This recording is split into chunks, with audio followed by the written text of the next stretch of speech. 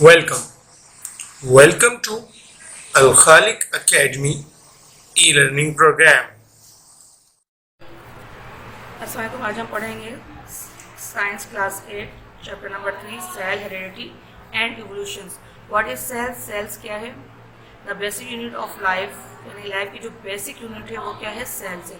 और human body जो है बहुत सारे मिलियन ऑफ सेल पर मुश्तमिल होता है और तकरीबन ये इतने छोटे होते हैं जो आम आँख से नहीं देखे जा सकते हैं। तकरीबन ये 0.005 millimetre to 0.0 millimetre in diameter होते हैं, जो तकरीबन माइक्रोस्कोप से देखे जा सकते हैं। और तमाम बेसिक स्ट्रक्चर जो है वो सेल का वो एक जैसा ही होता है।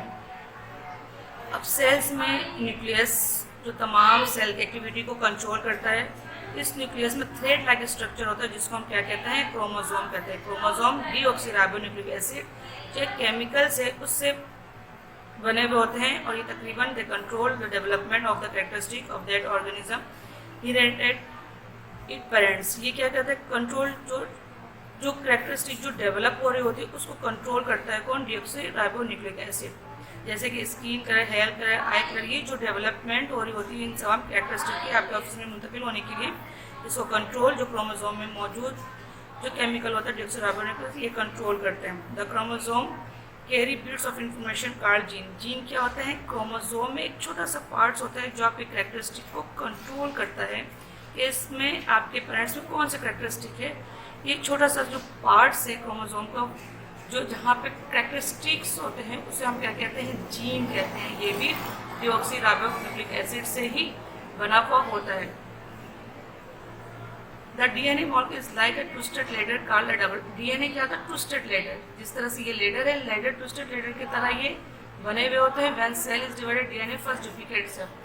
जब सेल डिवाइड होता है तो ये डीएनए क्या करता है? सबसे पहले अपनी डुप्लीकेट कॉपीज बना लेता है। एक कॉपीज पेरेंट्स में और एक कॉपीज जो है उनके ऑफ स्प्रिंग में यानी कि न्यू जनरेशन में मुंतकिल हो जाता है। इस तरह कैरेक्टरिस्टिक जो है वो पेरेंट्स से ऑफ स्प्रिंग में मुंतकिल होता है।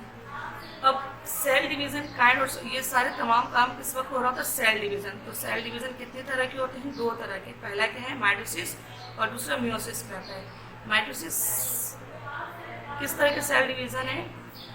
माइटोसिस में क्या होता है? एक सेल डिवाइड होता है, mother cell divide to parent cell, but number of chromosome जो होते हैं पेरेंट सेल जितना ही होता है, यानी कि डिप्लॉयड नंबर ऑफ क्रोमोसोम रहते हैं। इसमें क्रोमोसोम के डिवीज़न पे कोई फर्क नहीं पड़ता और ये डिवीज़न कहाँ पे होता है? सोमेटिक सेल्स में हो रहा होता है।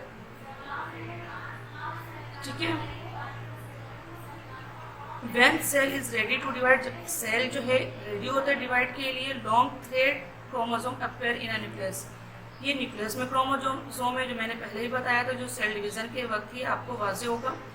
तो न्यूक्लियस में क्या होता है कि thread like structure chromosome appear होना शुरू हो जाता है। Chromosome become shorter. अब क्रोमोसोम क्या होगा?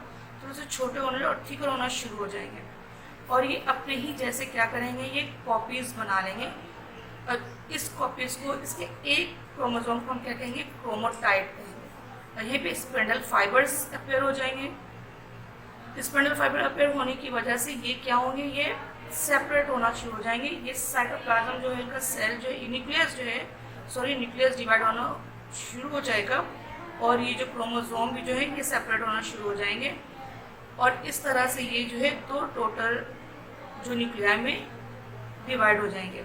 ये जो सेल डिवीजन है, mother cell divided into two total cells, but number of chromosome जो है वो पेरेंट जैसा ही होगा, पेरेंट जितना ही होगा। तो इस सेल डिवीजन को हम क्या कहते हैं? माइटोसिस कहते हैं, जिसमें नंबर ऑफ क्रोमोसोम जो है पेरेंट जैसे हो यानी कि डिप्लॉयड हो नंबर ऑफ क्रोमोसोम। इस सेल डिवीजन को हम माइटोसिस कहते हैं और ये सोमेटिक सेल यानी कि बॉडी सेल्स में आपके ये डिवीजन हो रहा होता है। नेक्स्ट जो डिवीजन है वो है मियोसिस। मियोसिस भी सेल डिवीजन है बट ये आपके रिप्रोडक्टिव सेल्स में यानी सेक्स सेल्स में ये डिवीजन हो रहा होता है, जिसमें parent cell divided into 4 daughter cells. Parent cell divided into 4 daughter cell, but number of chromosome जो होते हैं as compare to parent cells. Daughter cells में वो क्या होता है? हैप्लॉइड हो जाते हैं। इस वजह से इसको हम रिडक्शन डिवीजन भी कह रहे होते हैं। इसमें भी पहले क्या होता है? पहले फेज में जैसे कि माइटोसिस में होता है, इसमें बिल्कुल सेल डिवीजन फर्स्ट स्टेप में यही होता है कि पहले क्रोमोसोम क्या होते हैं, पेयर्स बना रहे होते हैं, अपने जैसे रेप्लिकेट बना रहे होते हैं, homologous chromosome, pair of chromosome बना रहे होते हैं, फिर इनके न्यूक्लियस डिवाइड होते हैं, न्यूक्लियस डिवाइड होने के बाद दोबारा से ये क्या होता है, सेपरेट होना शुरू होता है, अगेन इंटरन्यूक्लियस जो है वो डिवीजन पर चला जाता है और इनका जो क्रोमोसोम जो है, क्रोमेटाइड जो है, इनके सेपरेट होना शुरू हो जाता है, स्पंडल फाइबर यहाँ पर अपेयर हो जाता है और ये सेपरेट होने के बाद 4 न्यूक्लियस में 4 डॉटर सेल्स में डिवाइड हो जाते हैं और ये डिवीज़न कहाँ होता है, आपके सेक्स सेल यानी कि रिप्रोडक्टिव सेल्स में ये मियोसिस का डिवीज़न हो रहा होता है। हेरिडिटी एंड वेरिएशंस क्या है? Heredity, every species has characteristic feature of shape and structure by which it can recognise and, यानी हर स्पीशीज़ है, जो भी है ऑर्गेनिज्म है, स्पीशीज़ का अपना कैरेक्टरिस्टिक्स फीचर्स उनके पहचानने के लिए होते हैं और कैरेक्टरिस्टिक उनके कहाँ से आते हैं, इनके अपने पेरेंट्स के से उनके पास आते हैं। ये जो इनहेरिटेड यानी कि वो कैरेक्टरिस्टिक जो इनके पेरेंट्स से ऑफ स्प्रिंग यानी कि न्यू जनरेशन्स पे ट्रांसफ़र हो रहा होता है, ये कैरेक्टरिस्टिक क्या कहलाते हैं, विरासत तौर पर ऑफ स्प्रिंग को मिलते हैं, दूसरे नस्ल को मिल रहा होता है, उसे हम क्या कहते हैं, हेरिडिटी कहते हैं, यानी कि विरासत खुशियात को हम क्या कहते हैं, हेरिडिटी कहते हैं। जीन क्या है? जीन ये कैरेक्टरिस्टिक को जो कंट्रोल करता है, कि स्मूथ पार्ट होता है क्रोमोसोम पर पाया जाता है, उस छोटे से पार्ट्स को जहाँ पे कैरेक्टरिस्टिक कंट्रोल हो रहा होता है उसे हम जीन कहते हैं। वेरिएशंस क्या है? All human beings have similar features, तमाम जितने भी इंसान हैं तकरीबन एक जैसे ही फीचर्स होते हैं, जैसे कैरेक्टरिस्टिक्स होते हैं और they are not exactly like, मगर वो देखने में बिल्कुल एक जैसे नहीं होते, कैरेक्टरिस्टिक एक जैसे होते हैं मगर देखने में नहीं होते। इनके हेयर्स कलर्स में, इनकी हाइट में, वेट में, स्किन कलर्स में, ये सारे क्या होते हैं, कुछ चेंजिंग होती है एक दूसरे से। ये डिफरेंसेस क्या कहलाते हैं? वेरिएशंस कहलाते हैं। ये वेरिएशंस 2 तरह के होते हैं, कंटिन्यूस वेरिएशंस और discontinuous variations. For examples, students एक क्लास में अरेंज एक लाइन में, और शहरी अरेंजमेंट लाइन की किस तरह से होती है, शॉर्ट से लेकर टॉलेस्ट तक होती है। ये जो डिफरेंसेस आप देख रहे हैं कि शॉर्ट टू टॉलेस्ट, हाइट जो आपकी शो कर रही होती है शॉर्टेस्ट टू टॉलेस्ट, ये अरेंजमेंट बेसिकली ये चेंजिंग क्या कहला रही है, कंटिन्यूस वेरिएशंस कहला रही है। It varies from short to tall with many small differences in the between, यानी कि बहुत छोटे डिफरेंसेस हैं एक दूसरे से। तो ये छोटे छोटे डिफरेंसेस कौन से वेरिएशंस में काउंट होती हैं? Continuous variation. डिसकंटिन्यूस वेरिएशंस जैसे कि आपका you can belong to only one group, A B और ओ, पीपुल यानी कि आपके ब्लड ग्रुप डिफरेंट होते हैं, ए होते हैं बी, ए बी और O. People can roll their tongue, यानी कि ब्लड ग्रुप के डिफरेंसेस। ये डिसकंटिन्यूस डिफरेंसेस, यानी कि एक में ए ब्लड ग्रुप है, A positive, A negative, B positive, B negative, A B positive, A B negative और ओ पॉजिटिव, ओ नेगेटिव। यानी कि हर स्पीसीज में ये ब्लड ग्रुप्स जो है वो डिफरेंट हो रहा होता है, हर ह्यूमन मिक्स में डिफरेंट हो रहा होता है। तो ये डिसकंटिन्यूस वेरिएशन, ये छोटे डिफरेंसेस नहीं होती, बहुत मेजर डिफरेंसेस होती हैं। जैसे कि people can roll their tongues, अचानक से कुछ पीपल में, लोगों में आदत होगी वो अपने टंग्स को बहुत ज़्यादा रोल कर लेते हैं, घुमा लेते हैं। ठीक है, कलर ब्लाइंडनेस है कि कलर ब्लाइंडनेस की कलर में डिफ्रेंशिएट नहीं कर पाते, यानी कि इस तरह की वेरिएशंस हैं जो आपको कंटिन्यूसली एक दूसरे में नहीं दिखेंगी, बहुत ज़्यादा चेंजिंग होंगी एक से दूसरे, बहुत कम लोगों में ये वेरिएशंस दिखेंगी। तो इससे हम क्या कहते हैं? डिसकंटिन्यूस वेरिएशंस कहते हैं।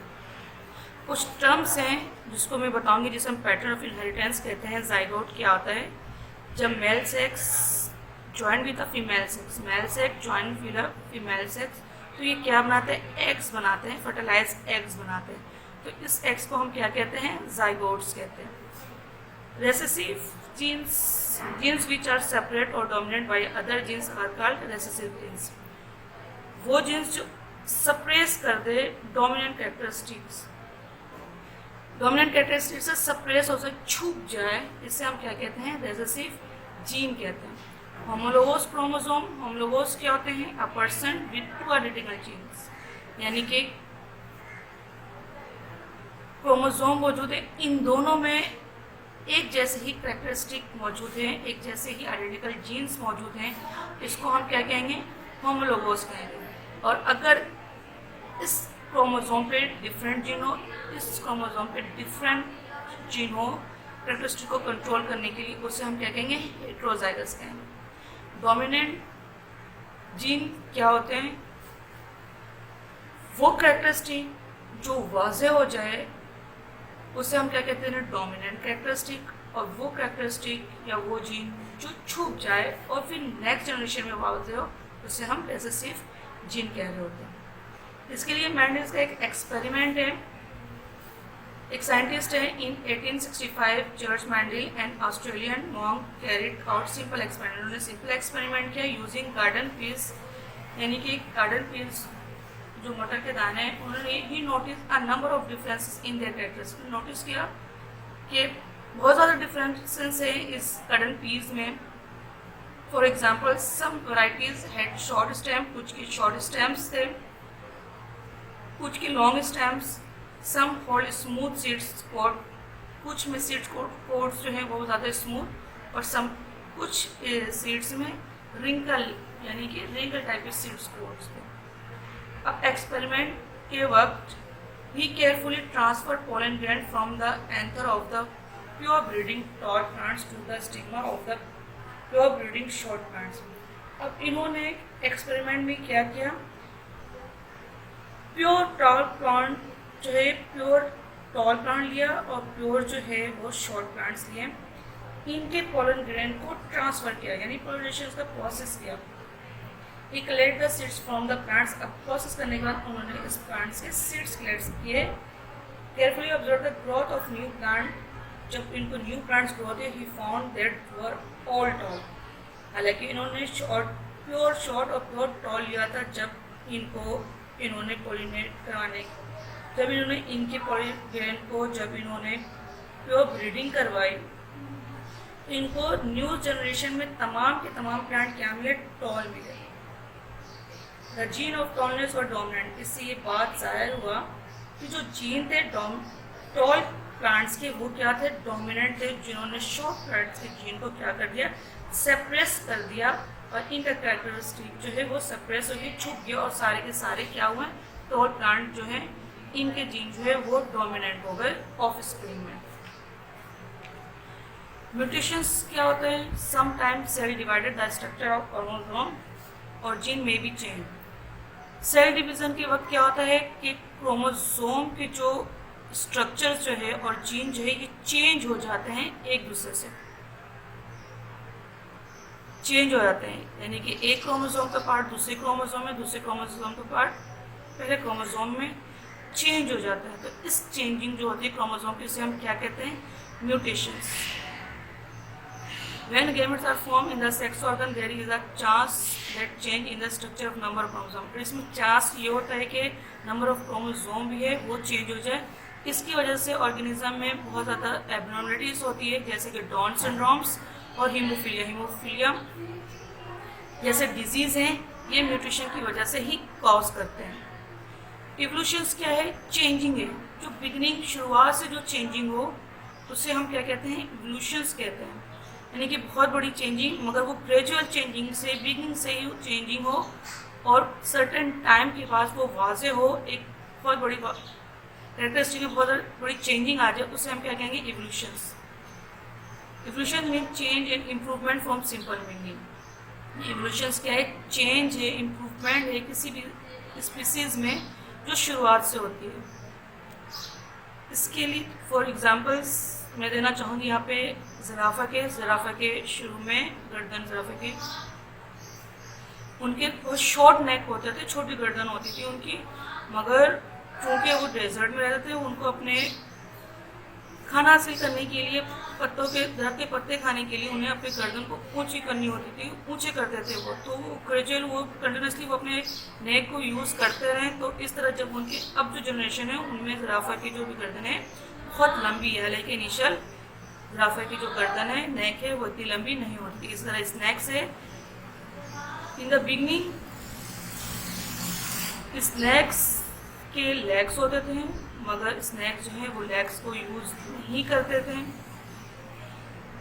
क्रॉलिंग के लिए, तो आहिस्ता आहिस्ता क्या हुआ, न्यू जनरेशन में जिस तरह से इनके जनरेशन आगे बढ़ते गई, चेंजिंग इसमें इवोल्यूशन का प्रोसेस होता गया, तो इवोल्यूशंस की वजह से उनके लेग्स स्नैक्स के लेग यूज़ ना करने की वजह से अब क्या होता है, स्नैक्स में वो लेग जो है डिसअपियर हो गए। तो ये चेंजिंग जो सिंपल बिगनिंग से और ग्रेजुअल चेंजिंग है और बहुत बड़ी चेंजिंग है।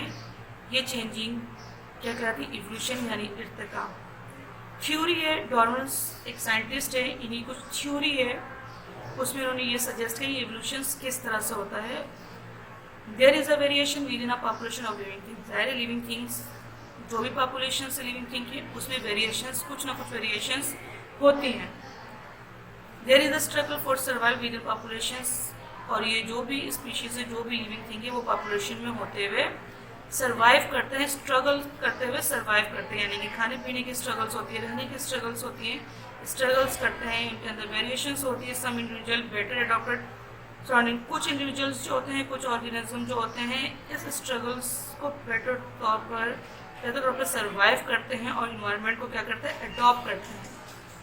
दे more likely grow and reproduce, जो इस चीज़ को एडॉप्ट कर लेते हैं इन्वायरमेंट को, वो अच्छे तौर पर रिप्रोड्यूस हो जाता है, ग्रो कर लेता है।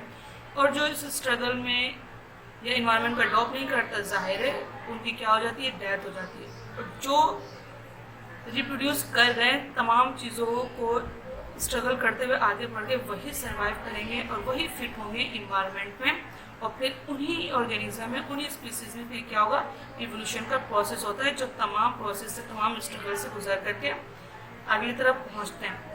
और अगर ये फिटेस्ट हो तो उसके बाद क्या आता है, नेचुरल सिलेक्शंस, मतलब कि वेरिएशन का प्रोसेस भी हो गया, उन्होंने स्ट्रगल भी कर लिया, उन्होंने इन्वायरमेंट को एडॉप्ट भी कर लिया, फिट हो गए सर्वाइवल के लिए।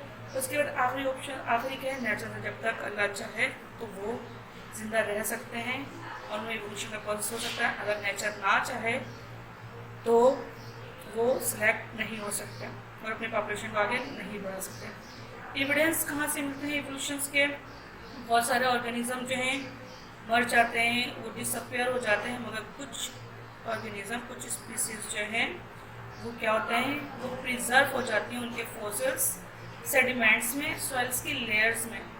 और जिस तरह से ये सेडिमेंट्स की लेयर्स बन जाती है, फॉसिल्स रिकॉर्ड हमारे पास जमा होता जाता है।